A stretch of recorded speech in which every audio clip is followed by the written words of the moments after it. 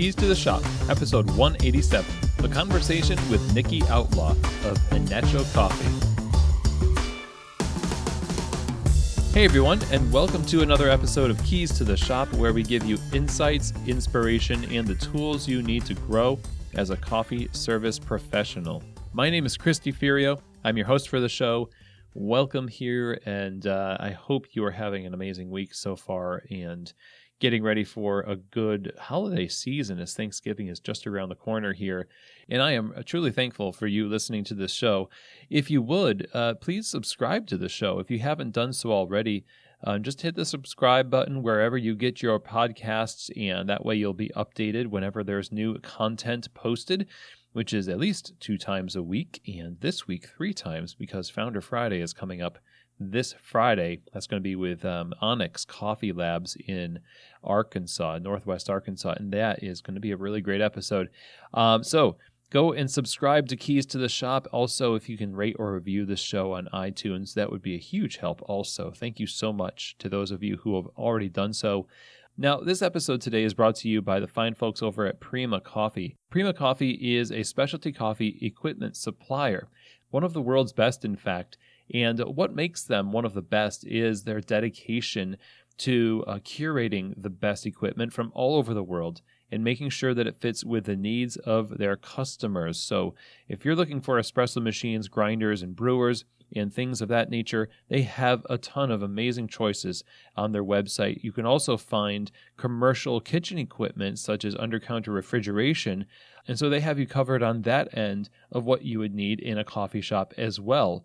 Right now, Prima Coffee is running a special for Keys to the Shop listeners to get 5% off their order now through January 31st. In order to take advantage of that, you need to go to prima-coffee.com/keys. I'll have the link in the show notes, but it's important that you go to that link, prima-coffee.com/keys, to get this code HOLIDAY5. That's the word holiday and then the number 5 afterwards, over at prima-coffee.com/keys, and you can get that 5% off your order. Some restrictions do apply. It doesn't stack with other offers that Prima has on their website, but this is a huge, huge offer, and really encourage you to work with Prima Coffee. Great folks over there. And thank you, Prima, for your support of Keys to the Shop. This episode is also brought to you by the Pacific Barista Series. This, of course, is the leading plant-based performance beverage that is used by the best cafes all over the world for a very simple reason. It is developed for the professional barista and the kind of standards that they demand from the things that they make their customers. And they have high standards. So when you serve your customers something from the Barista Series, whether that's oat, almond, soy, rice, coconut, you can be confident that it's not only going to have an amazing texture that makes latte art possible, it's not only going to take the heat from steaming, it's also going to have a flavor balance that keeps the beverage focused on the coffee. It's very easy to use, and like I said, developed with the barista and the customer in mind. It's delicious stuff. And this is a company that really throws a lot of support behind specialty coffee and the barista culture, and you can tell just by the quality of these products. I would encourage you to get these in your store and try them out for yourself. See how your staff like them, see how your customers like them, and I'm pretty sure you're going to be pleased with this. So go over to pacificfoods.com. I have the link in the show notes to follow there, and find out a little bit more and see what the Barista Series can do to help elevate the plant-based beverages in your cafe. Thank you so much, Pacific, for your support of Keys to the Shop. Okay, so today we are going to be talking with Nikki Outlaw. She is the owner and founder of Anecho Coffee in New Jersey. This is a pop-up coffee shop that is born out of a long-time love of hospitality. Nikki has worked in the restaurant industry for over 10 years, and she loved coffee as a child, and she was just kind of smitten with it from an early age. You know, she eventually went to culinary school, and while she was there, her love for coffee just grew even more. She studied more about it and eventually became a barista herself. And of course, after that, and after a long number of years, 10 years in the restaurant industry, she has opened this coffee shop. It has been one of her life goals and remains so today. And she runs this right alongside her husband, Brad, which was also one of her goals in this business. And in today's conversation, we are going to be talking about what it is like after year one of running Anecho, founding it, getting it off the ground, what went into the planning for this pop-up shop. We dive into some details and operations that she's learned along the way, things that she thinks has been helpful from the restaurant industry to prepare her for this particular challenge and opportunity, and then plans that she has for opening a brick and mortar. And of course, if you're listening to this episode and you want to open a coffee shop, I'm sure that you've probably thought about different ways that you can get involved without necessarily having to take out a giant loan and, open a brick and mortar right away.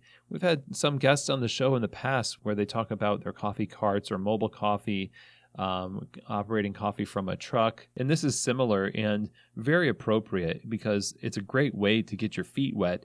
And that's kind of what Nikki has been doing with this shop. And it's just really become more popular, and it doesn't show any signs of slowing down. So I'm excited that I got to talk with Nikki about her experiences here. And I'm sure that throughout this conversation, there's going to be lots of things that you can take away and apply to help you take the next steps into your coffee shop journey as we learn from Nikki's coffee shop journey. So here we go. Here's my conversation with the owner of Anecho Coffee, Nikki Outlaw.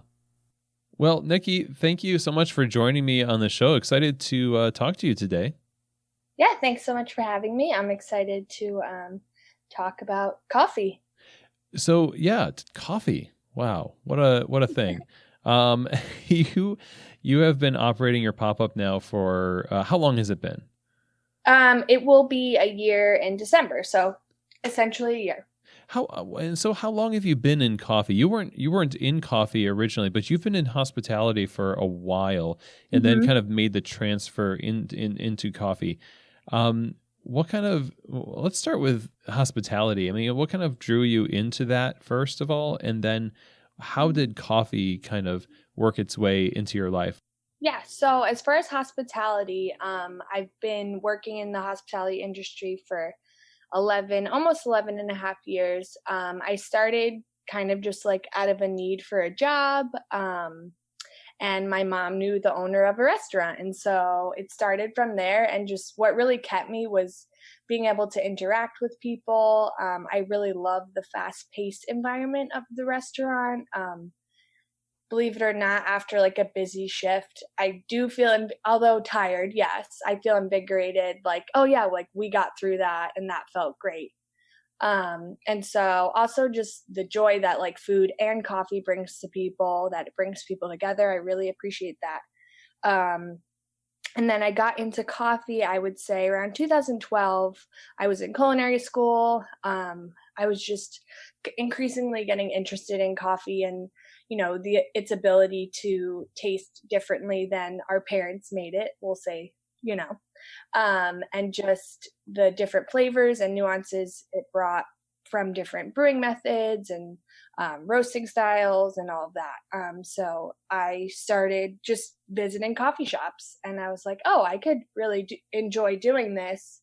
It is a form of hospitality. So I worked at a couple of shops here and there, all still while in the restaurant industry. And then I'd been thinking about doing the pop-up as a means to continue my coffee passion while managing the restaurant that I work at.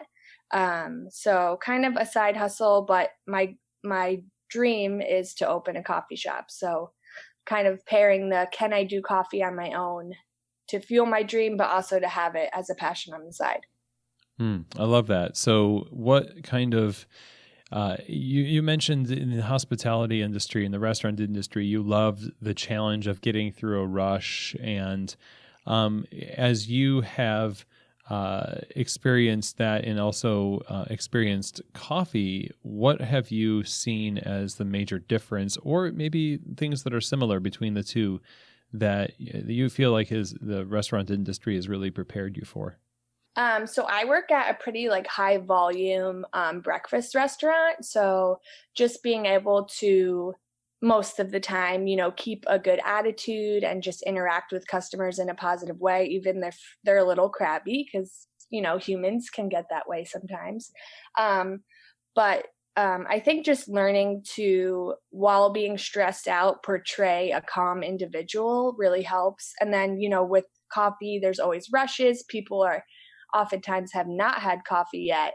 And so if we're maybe getting a little attitude from someone, we could just continue to be nice and, treat them as we would want them to treat us, so to speak. And so I think working in a busy environment has helped just keeping my cool, because it's going to be over soon, so I think that kind of correlates. So this company of yours, Anecho, you started it as a pop-up, and I want to know, like, why did you decide to start it as a pop-up first? I guess as a side hustle, sure, that makes sense. Was there more to it than that? Is it something that you just wanted to see, like, how it would be for you, and then you kind of had in mind that you would expand later? Or is it something that you've seen other people do that you said, well, I know I can do that, I'm going to do it? I think it's a combination of all those things. If anyone is on Instagram, which I'm sure most of us are, you see, even more increasingly within the last year, I would say, pop-up coffee shops and, people doing markets, or they're doing events, or there's some really cool pop-ups who will do, like, cater for Netflix and, businesses like that. And so I think part of it was, okay, well, I can't just quit my job at this point in my life, for me personally. So how can I kind of get my dream kickstarted while still, creating an income for my husband and I, but also, put my foot in the door in the coffee world. And so that's kind of just the decision that we came to, start as a pop-up, doing markets and events and stuff like that.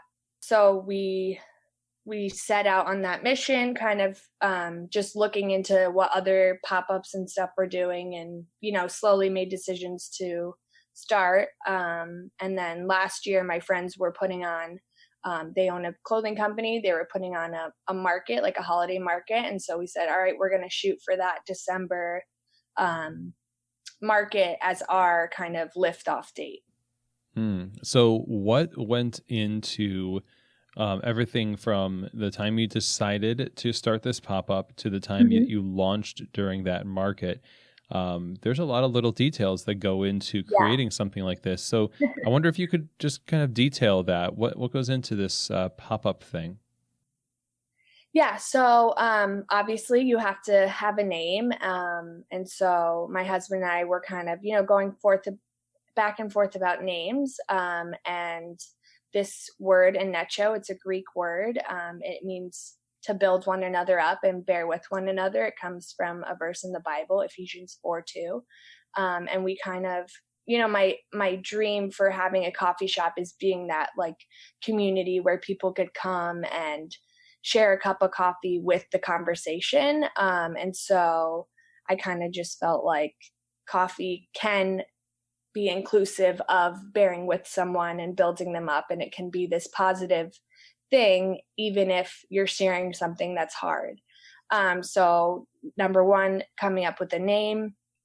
We had an idea for a logo. And so we had a friend who's a designer kind of work with us on that. So, I think with Instagram, which is good and bad, everything's very visual and has to, look a certain way for you to have followers, and, people are all about the aesthetic. So just, kind of figuring out what you want your company to look like. And especially with a pop-up, this is what people are seeing. And that's kind of, for lack of a better term, all you have to offer them is what's in front of them. And so just figuring out how you want them to see you in that initial, reaction. We also got an LLC, so that, it's not super hard, but if you've never done it before, you might have some questions about it. So yeah. Well, you don't want people suing you for burning their arm on a steam wand or something. Correct. And just being able to collect tax, which you have to do, So just some, I guess, more business side stuff that we had to take care of, and then equipment. So kind of just deciding which pieces of equipment we wanted to get, and then we chose to use passenger coffee roasters, and they were really helpful with some of our equipment, as they will do like wholesale for their partners. Other things would include just like purchasing things like cups, and we decided to do just one size hot cup, one size cold cup, and it really hasn't been an issue so far. Nobody's been like, oh, why don't you have something bigger? I think that people appreciate the places that we are at, and they're just looking for a good cup of coffee, and they don't need a 16-ounce cup of coffee in that moment. Right, exactly. And those venues are typically places where people have like finger food, and the fact that your setup is very beautiful, and it's sleek, and the logo is amazing, and it's very professional, and I think it fits right in with a lot of what you like, the market your friends put on, and that's it's such a great a way to sort of get your foot in the door. It seems to find your brand identity and see how it plays with audiences.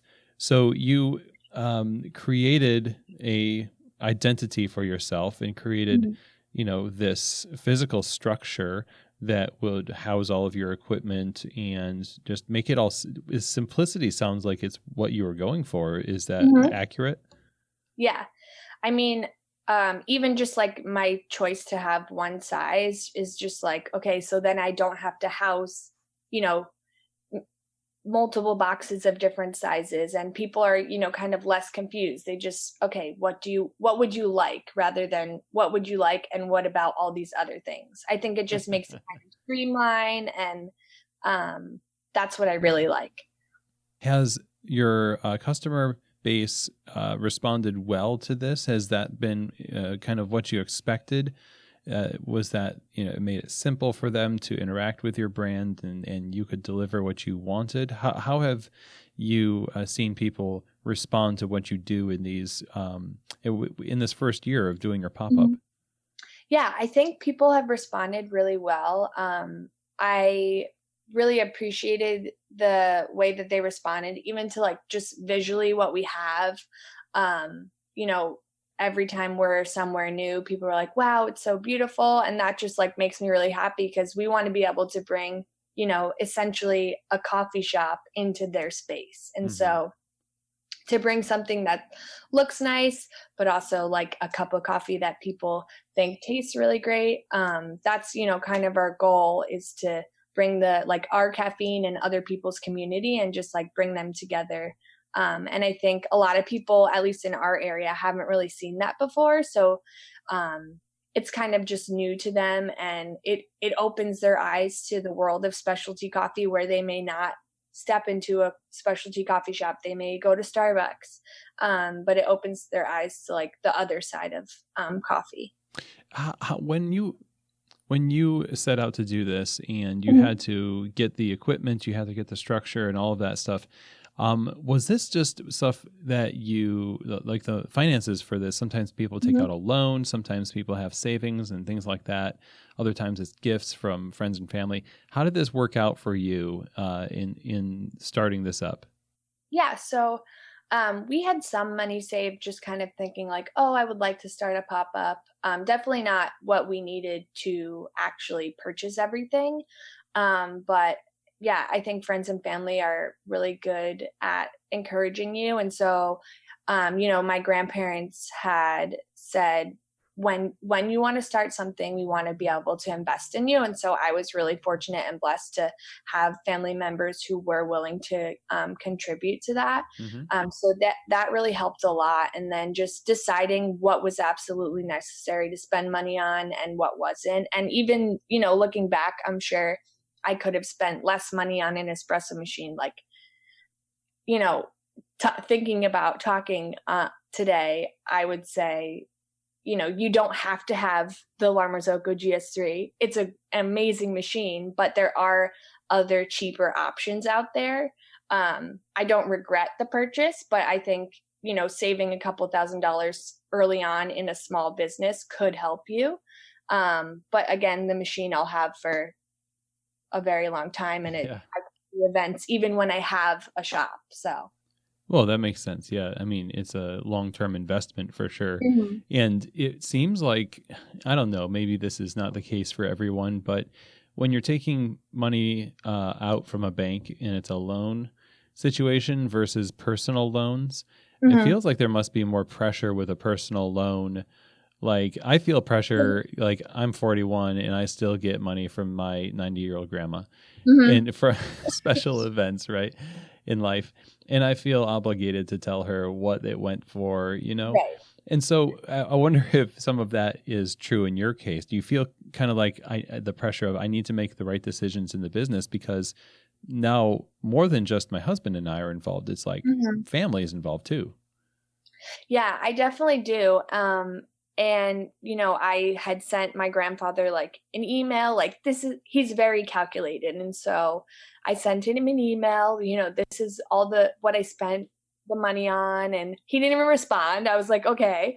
Um, but I felt like I needed to do that because they were, helping us out. And, in some ways, I definitely feel that because I'm like, in my mind, I would like to be further along than where we are a year into it. But, you know, you grow in different ways. And so Mm-hmm. I still have to appreciate where we're at. But I think, yes, because someone else was pitching in, I'm like, well, I hope they think that we're doing okay. Yeah. No, that makes sense. And, they're kind of like shareholders in a sense. Yes. Um, so when you launched your pop-up at the first event, I'm Yeah. assuming it was this market, Mm-hmm. what was that first experience like? Like what did it go as smoothly as you had hoped? Or what were some of the biggest challenges in your initial pop-ups where maybe you learned some big lessons that helped you refine things as you went on? Yeah, so I do feel like each and every time we do an event, um, we are like getting more streamlined, and we're getting more comfortable, specifically me. For our first event I had boxes and boxes of stuff, and now I probably have like our cart, and I have a box with the grinders, and then maybe two or three other boxes with you know stuff to with sugars and all of that. And when we first started, it was full. I had so many boxes, and so I think knowing where to pare down um, helps a lot. It's less stressful to bring less stuff, to set up less stuff. For our first pop up, we did solely pour over, and that kind of um, uh, kind of put us back a few minutes. I love the understated nature of Yeah. that comment. I was feeling anxious that my poor husband, we had two Colitas, and I was thinking, oh, people are gonna want lattes, and they definitely did. They wanted um, you know, espresso and milk drinks, but they also wanted pour overs. And so, he's six pour overs deep with only two Colitas. And I'm like, guys, I'm so sorry. And, people were just so loving. And even people we didn't know, they're like, oh, it's fine. And they were really gracious towards us. I don't know if they knew it was our first event or they were just happy to wait for coffee. So since then, I have not only offered pour over. I actually barely even offer it anymore, just because it's a lot more to set up and less people are ordering it. So I just have decided to kind of ixnay that unless people ask for it for their event. And so people usually are fine with drip coffee, and our drip coffee is really good. Mm-hmm. So I think just making decisions like that make it less stressful for you during an event is important. And then just as far as me, the first event, I was definitely nervous, and there was long lines, and it's a one group machine. And so I, coming from a fast paced restaurant industry, I'm like, all right, well, I need to move faster when I can really only move as fast as the machine can move. So I think just being at peace and knowing that when you're putting forth your best effort, people, mostly are going to be okay with waiting a few minutes. And even in cafes, like I've noticed since I felt overwhelmed about people waiting, like, oh, I wait in cafes that have 3 groups and 2 baristas on bar, and there's not that many people in front of me. And so I do think we're more accustomed now to wait for a good cup of coffee. So That's a great observation for sure. Like you are a customer somewhere yourself, and I think we right. sometimes forget that, and that we feel like people are a lot more disapproving of us than they actually are. Mm-hmm. And it also seems similar to what you would have to deal with as a server in a restaurant, Mm-hmm. like, or, anybody who is relying on somebody else to deliver part of their work for them. If the machine is that for you as a barista, like you said, you can only go as fast as the machine can go. So like if somebody is working on a sandwich and I'm supposed to deliver it, I really can't cook it for them. You know right. what I mean? Like I just have to be, head up, and it's fine. There's no turbulence. I don't know what you're talking about. Yeah. Seems like your experience in food service has really come in handy here. Yeah. And I think just being able to, defray if there are any issues, oh, like you made my drink wrong. I wanted oat milk and I got almond milk or something like that. I think just, even when you're feeling stressed because you have, 6 or 7 drinks that you still have to make, just being understanding with yourself and with the other people, or the guests really help. What do you consider a successful event? And I guess this could go a couple of ways. Mm-hmm. So you could think of it in terms of, your operations, if, it's smoother than it ever has been systems wise, or also financially, like what does kind of like the break even look like at an event for you where you could say, okay, I actually could do this a lot and be happy, or I don't know if we want to do something of this kind again. Yeah, so I think kind of weighing in the time it takes to set up and break down versus um, how much you're monetarily making and how much you're spending time wise. Because, at this point, I'm not paying myself, I'm just trying to put money back into the business. But it is rather time intensive for me. I make homemade syrups and I make bake cookies for some events. And so just putting the time into, order the amount of coffee correctly, go buy milk, prep syrups, just kind of packing the van with the cups and lids and all of that stuff. And then getting to the event and setting up usually takes us about an hour or so. And then how long is the event and how much can we actually profit from it? I do look at that. And just as far as me personally, being satisfied, like how was I on bar today? Was I able to be calm and produce the way I wanted to, or was I a little more frazzled and, spilling stuff all over? And so I do kind of gauge myself and the business, I would say. And just monetarily, like, okay, does this make sense if they ask us back, or could we choose a better event that would serve us and the other clients better? Yeah. Okay, so when you go to an event and it doesn't work out, or maybe, I don't know if this has happened to you, but you are expecting a lot from it and you get very little. Has that happened to you? And how do you kind of process that with, well-intentioned hosts or people that have wanted you to be there, but something that you might not do again? Yeah, so it definitely has happened. I'll give an example. So we did 2 wedding expos that you have to pay for to kind of set up your cart or your table there. And I think the people received us really well. We kind of just did samples. I did, 4-ounce drinks and then some cold brew. And people really liked it. But because we had to put so much money into it and it did take a lot of time to prepare for. I would think twice about doing it again unless I have, 20 people emailing me wanting me to do the wedding. So I think just as far as like advertising, like I viewed that as advertising. So, I am hoping that we get some clients from that. But as far as markets, I just have to look back and say, did that market serve us as well as we served them?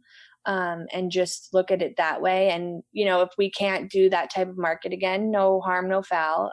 We'll still thank them for having us. And we did have an event where they promised, hundreds of people, and they were charging to get in, and people didn't want to pay the fee to get in. And so we definitely lost money there. But, I'm still in contact with the lady, and she has other events that are very profitable for their vendors. So I would kind of be more wary before choosing, specific events like that. Yeah. Would you say that your initial agreement to do that event was just like, yeah, this sounds really good, and now you're a little bit more streetwise? Yeah. So going in, I didn't know that people were going to have to pay to get into the event. And it was, it was at this beautiful location and in this town where there's a lot of walking traffic. And so, in my head, I'm like, oh, like this is going to be great. It's a beautiful day out. We are right by the water.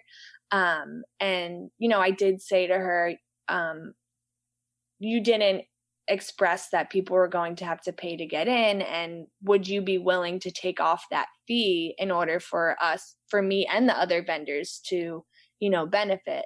Ultimately it wasn't her decision to take off the fee, unfortunately, but yeah, so that, it makes it hard, and there's going to be times where we lose a lot of money and times where we hopefully make a lot of money, and you learn each and every time. Yeah. It really is their job to sell that booth space and make it sound really, really, really good. But in reality, it's like you have to look at all those factors for sure. And it's similar to, a lot of markets. Like markets sell booth space, and they rely on a variety of different vendors to draw traffic. And like, as an example, my wife has not done a market locally here where she does like crafts and things on Etsy, and decided not to do it because it just didn't make financial sense to go through all that labor. Mainly it was labor to prepare for it, and also the payoff at the end didn't justify the cost of actually agreeing to it and the payment made for the space. So, and I guess maybe you can speak to this too, like the idea of what you want to get out of an experience as somebody who can kind of pick and choose where you pop up. You said you viewed it as advertising, which is one category of return on your investment. And then there's other times where I'm sure it's like, hey, we could make a lot of money if we do this. And it's not necessarily going to be covered really well, but it's just a financial decision. How do you weigh those types of things? Like, at what point do you decide that something is good for advertising and you don't mind if you don't make money, or something is definitely just about the money and not so much building a network necessarily? Yeah. So for instance, last month I was asked to be a part of an event that's in Morristown, New Jersey. And I would love to open a shop in Morristown. There's no specialty coffee shops. It's a really great town with a lot of walking traffic. And so I'm like, okay, they're not going to pay me, and I have to kind of put out my my own product and pay for that. And so I kind of took a leap of faith on this event, and I just did pour over. So I just set up a table, and I had the 2 colitas, and I had weighed out all the beans and everything.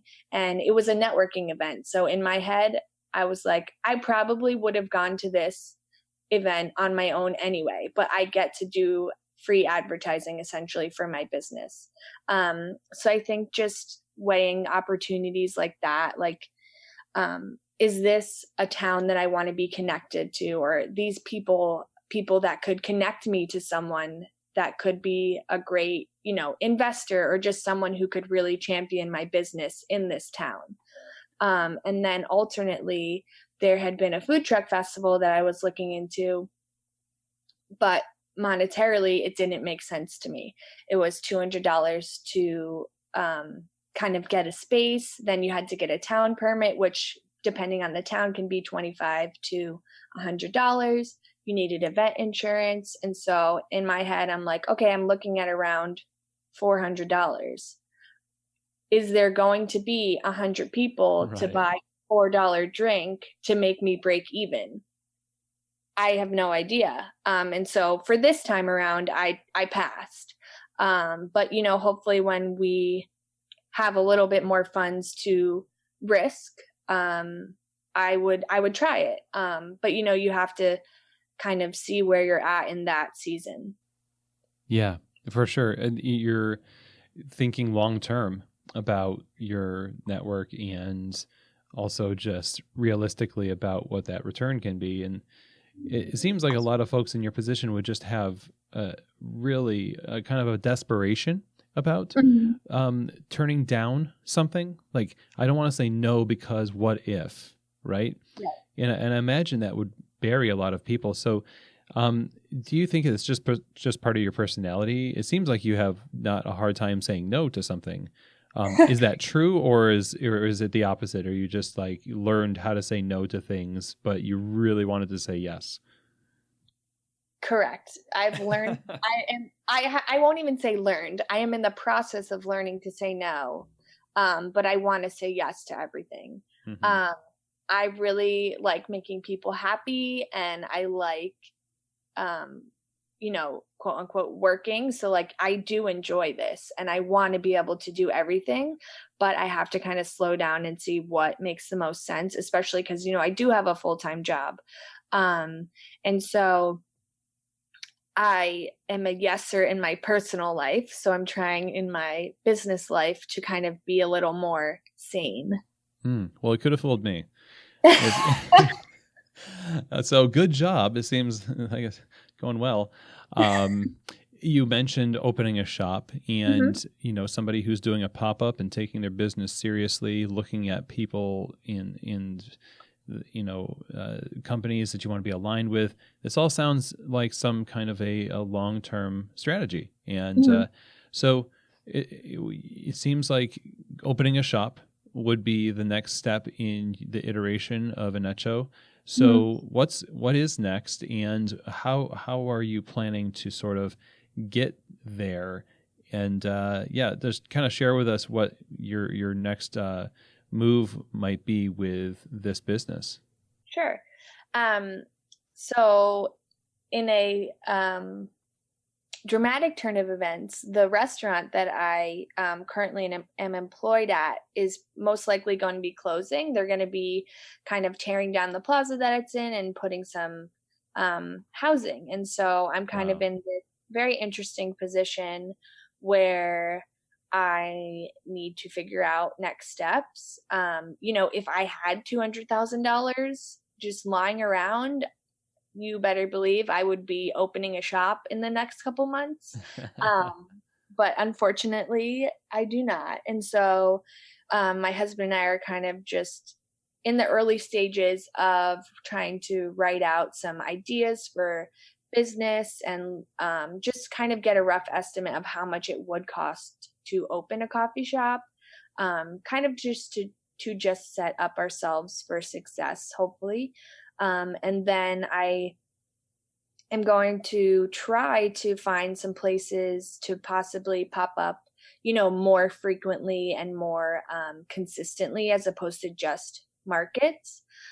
So personally, whether that means getting another job or just doing part-time, and then really pushing the pop-up more to gain more traction and just kind of get some more funds, and then just figuring out whether we can get personal loans from friends and family or a business loan. I do know it is pretty hard to get a business loan as a new small business who doesn't have, a ton of revenue. So we're kind of trying to explore all the options, but with the shop being an end goal.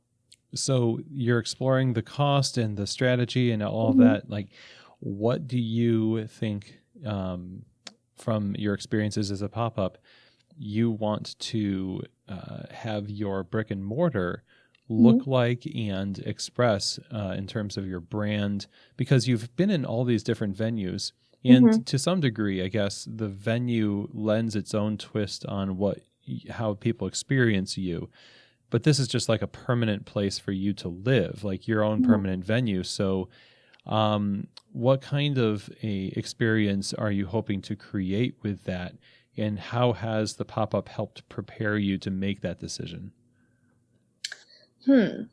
So I think that, my vision would be a space that people can come and sit, do work, but also that they would feel comfortable to have conversation. So I would love to have like a little bit of a larger space where it can house a lot of seating, whether that be like different kind of seating areas, whether it's a table for people to work and then a couple like living room type sitting areas. Obviously that depends on like the space, and with more space comes more cost.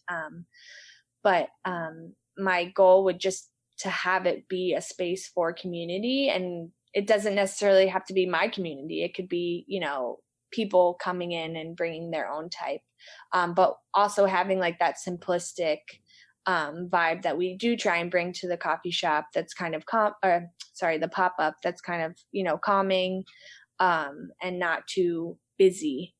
Kind of the opposite of and nothing wrong with this, a lot of people really like it, opposite of like the mom and pop town shop that has just like tchotchkes and hanging burlap. Right. Just something calming, I think. And I think that people need to just like chill out, get a cup of coffee, and, do what they need to do.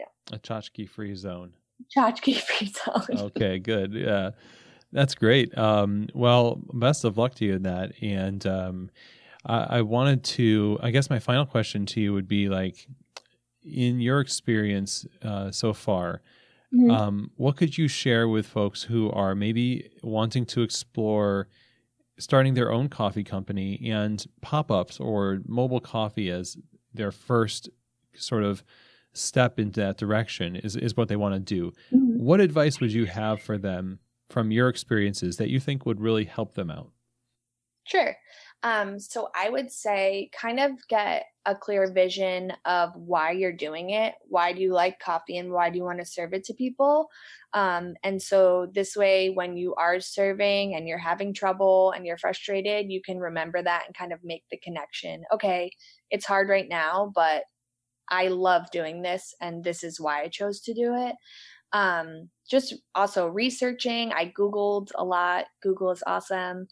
Just looking up other mobile shops, and then obviously podcasts, listening to people talk about running shops, because even people who are baristas in a shop, you can learn from them. We can learn, from podcasts like you or other coffee podcasts, business podcasts. And then I also would often message people on Instagram who were doing something that I liked and just ask them a question. And honestly, like 75% of the time, they didn't answer my question, which is fine. I don't know why sometimes people are not into sharing information, but I like to be an open book, and I really appreciate people who do the same, because it's not competition.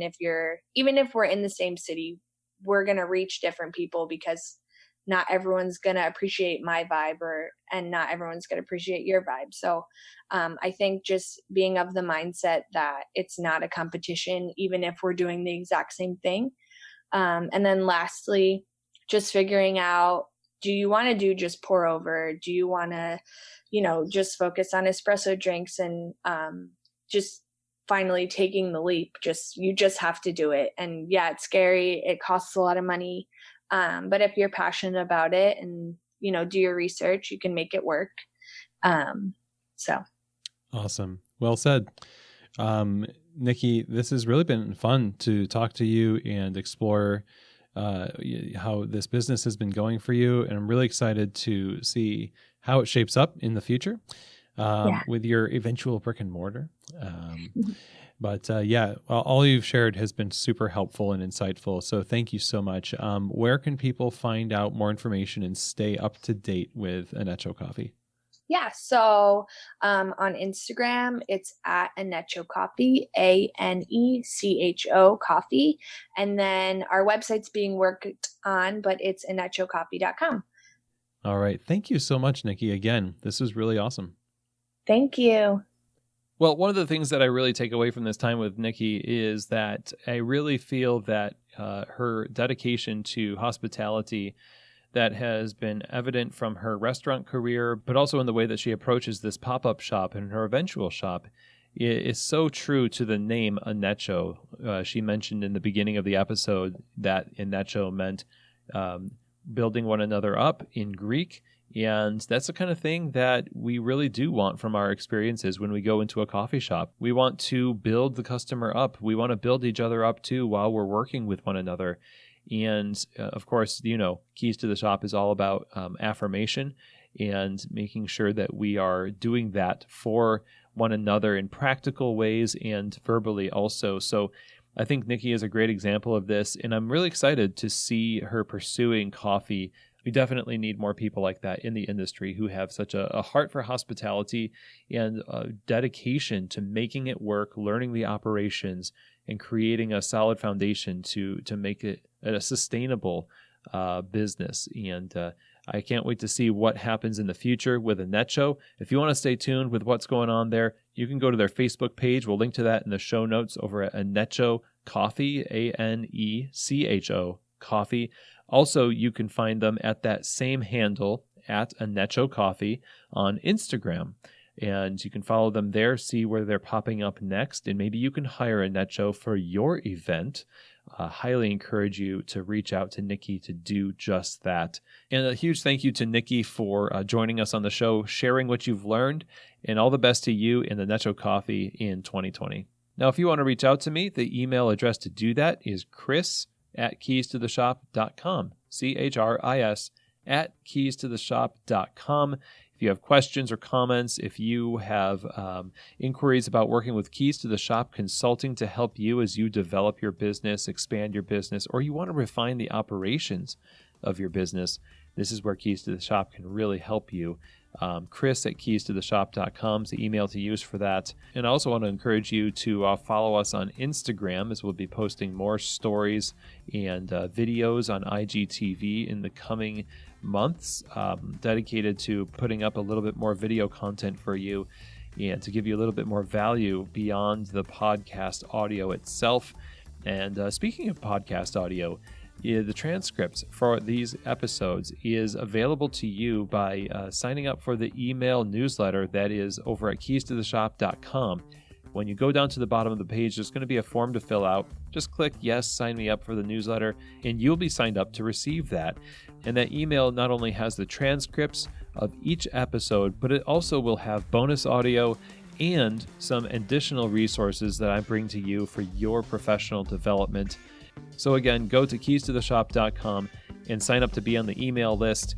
And if you want to access all the episodes of Keys to the Shop online, the episodes page on the website has all the past episodes, and that's there for you to access all the great content that we've had on the show for the past 3 years. It's coming up on 3 years already, and that's really incredible. So that's going to be, I don't know how many episodes it's going to be. I think about 265, 60. By the end of the year, it's going to be like 275 or so.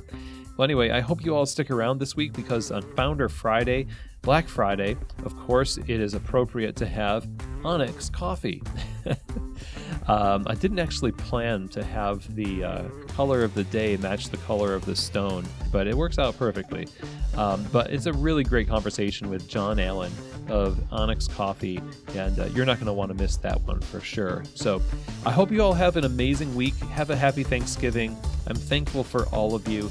And as always, I hope that this episode has truly given you keys to the shop.